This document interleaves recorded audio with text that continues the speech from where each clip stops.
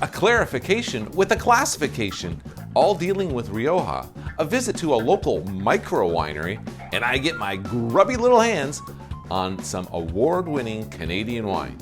All that coming up on this episode of The Average Wine Enthusiast.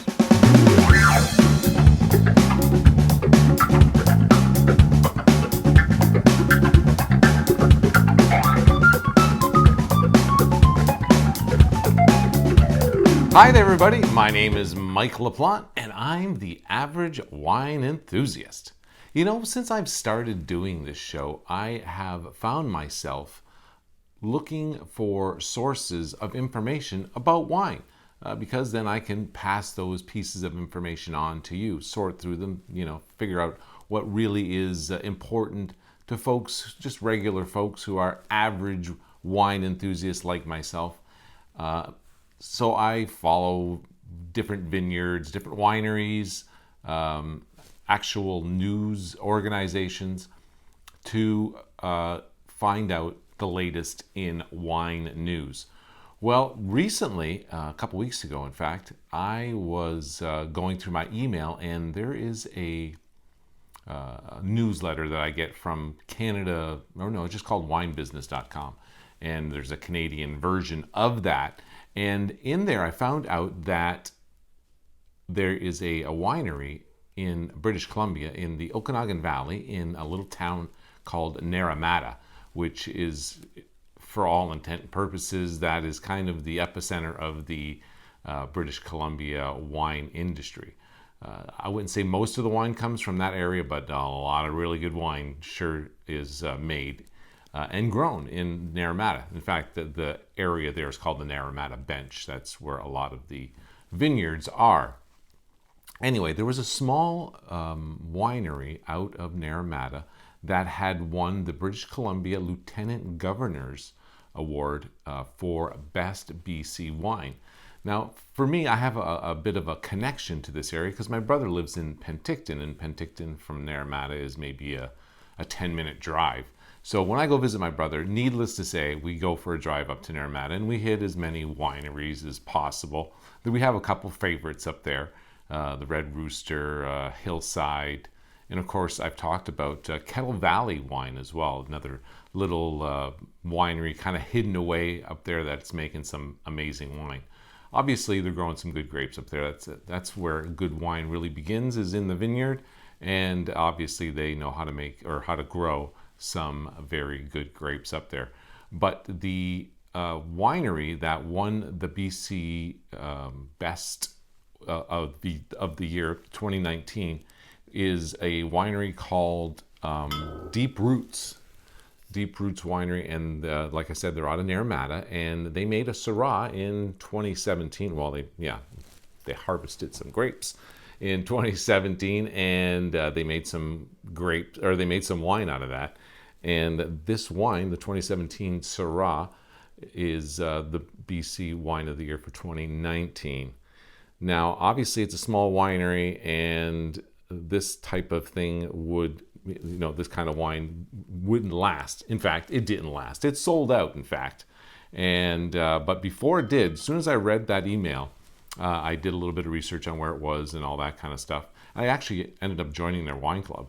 But before that, I ordered up some bottles of this because it was still available when I had found out. And I also ordered some of their other wine as well. I ordered some of their Malbec, and they have one wine which is a blend of some sort. It's called Parentage or Parentage. That's another pronunciation thing that I really should go over in a show for sure.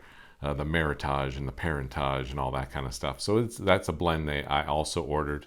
Some Riesling, some Rosé, a cornucopia of wine they make over there, but I got 3 bottles of their Syrah.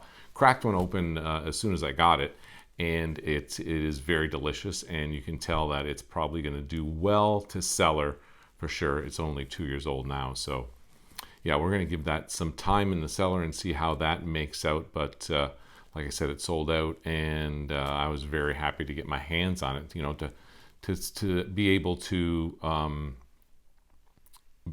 find out what folks were drinking when they handed out the best wine in BC for 2019. It's kind of a thrill for me because I don't normally get my hands on it. It's kind of something that's exclusive, and for sure it's exclusive now.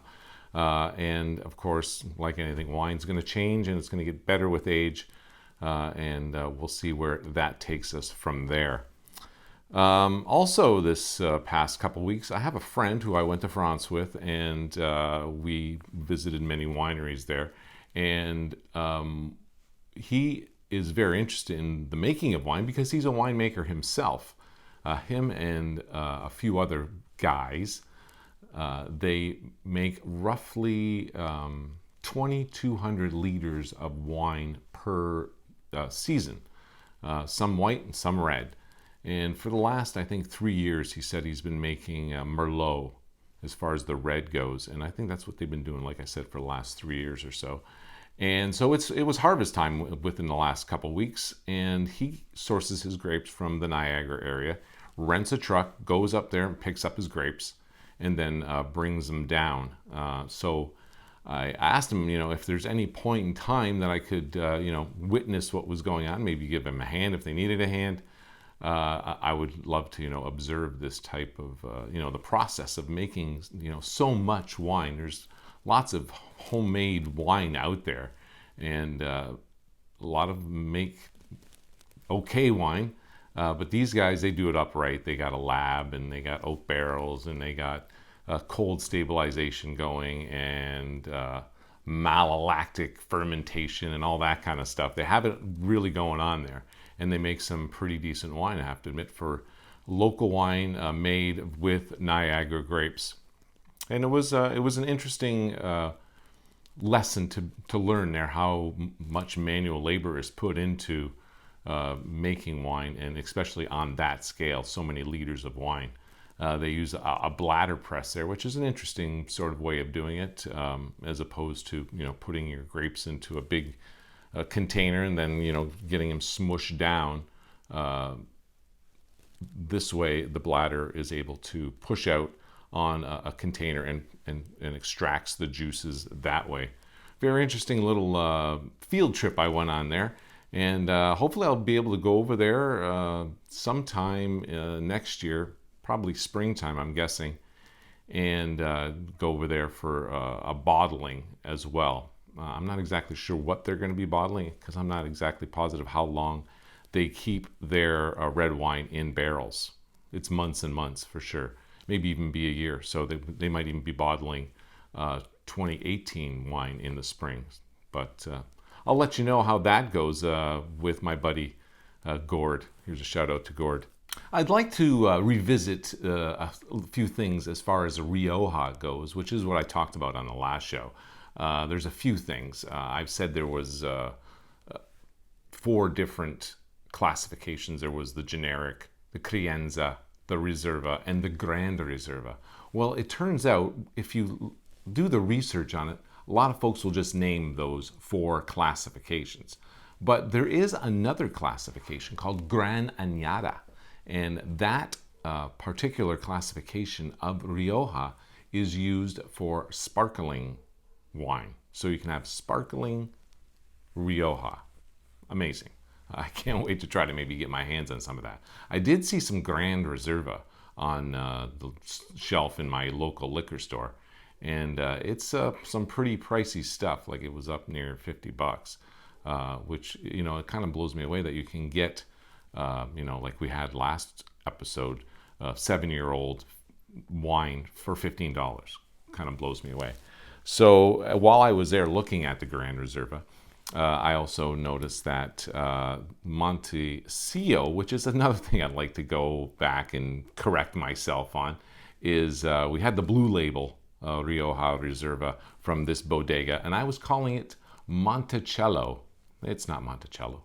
It's Montecillo. So it's Cillo, not Ello. So I went back and I saw that they had some Montecillo Crianza Tempranillo. So that has two words there for the classification, which I suppose is what they're going to do in this transitionary period. And I had mentioned that I when I first started buying Rioja, the classification I saw under the Reserva was Tempranillo. But now we're starting to see the Crianza appear, and it's also appearing with Tempranillo. So it's letting you know that this is that first classification right after the generic Rioja that you're going to get. So this is 2015. I want to say it was $13, and I can't wait to bust it open. I'll let you know what I thought of it on a later episode.